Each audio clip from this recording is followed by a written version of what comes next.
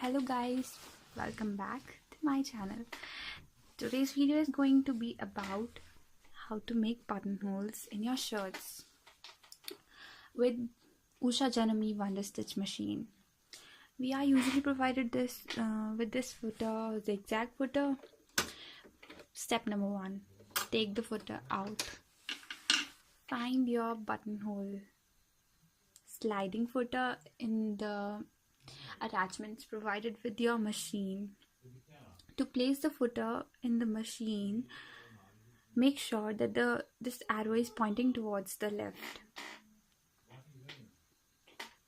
Place it the same way you placed that zigzag footer.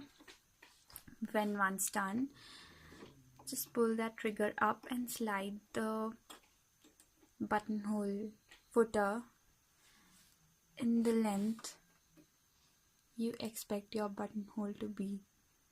Like I want my buttonhole to be 3 markings long, so I am making the arrow next, making the third marking next to that arrow.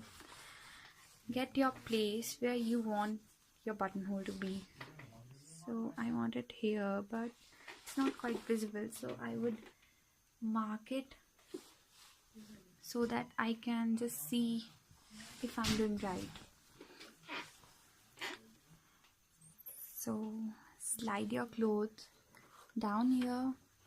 Even if your buttonhole footer has slided a bit, just slide it back to the marking where you have once created it. Just make sure it is on the mark where you want your buttonhole to be. So once done, pull that trigger down. For tension, thread tension, go for any number between 1 to 5. I would go for 3. For the selector, you have to move stepwise with 1, 2, 3 and 4. For stitch length, choose any number between 0.5 to 1. I'm choosing 0.5 almost. Now start stitching.